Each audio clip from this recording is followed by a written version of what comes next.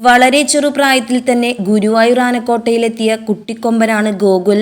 1994 ജനുവരി 9 കൊച്ചി സ്വദേശിയായ അറക്കൽ എ രഘുനന്ദൻ മനിശ്ശേരി ഹരി കർണാടകയിൽ നിന്നും കൊണ്ടുവന്ന 2 വയസ്സ് മാത്രം പ്രായമുള്ള കുട്ടിക്കൊമ്പനെ സ്വന്തമാക്കി ഗോകുൽ എന്ന് നാമകരണം ചെയ്ത് ഗുരുവായൂരപ്പന് നടയിരുത്തി. കരഞ്ഞും നിലവിളിച്ചും കോട്ടയിൽ കുസൃതി കാട്ടിയും അവൻ വളർന്നു വന്നു. ആനയോട്ടത്തിൽ ഒന്നാമനായി മാറി.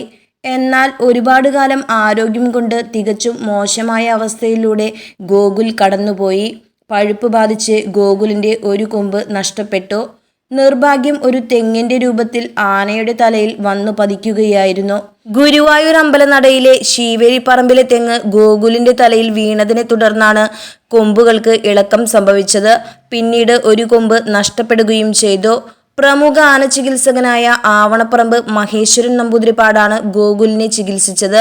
നമ്പൂതിരിപ്പാടിന്റെ നേതൃത്വത്തിൽ നവരക്കിഴി, ധാര തുടങ്ങിയ ചികിത്സകളെല്ലാം ഗോകുലിന് നൽകിയിരുന്നു. തെങ്ങ് വീണതിനെ തുടർന്ന് പഴുപ്പ് ബാധിച്ച വലത്തെ കൊമ്പ് ഗോകുലിനെ തെല്ലൊന്നുമല്ല തളർത്തിയത്. അസഹനീയമായ വേദനയാണ് ഗോകുൽ അന്ന് സഹിച്ചത്. ഒടുവിൽ ആ കൊമ്പ് ആന ചികിത്സകന്റെ വിദഗ്ധ അഭിപ്രായത്തെ തുടർന്ന് മുറിച്ചു മാറ്റി. കൊമ്പ് മുറിച്ച് ഏകദേശം 5 വർഷങ്ങൾ കഴിഞ്ഞിട്ടും കൊമ്പിന്റെ ഭാഗത്തു നിന്ന് പഴുപ്പ് വന്നിരുന്നു. വിദഗ്ധ ചികിത്സകൾ നൽകി ആനയെ നന്നായി പരിപാലിച്ചിരുന്നത് സുഭാഷ് എന്ന ചട്ടക്കാരനായിരുന്നു. ഒരു കൊമ്പ് നഷ്ടപ്പെട്ടെങ്കിലും ഗോകുൽ ഇപ്പോൾ നല്ലൊരു തിടമ്പാനയാണ്. ഭാവിയുടെ വാഗ്ദാനമായ ഗോകുലിന് എല്ലാവിധ ആയുരാരോഗ്യ സൗഖ്യങ്ങളും നേർന്നുകൊണ്ട് signing off me and Ashu's.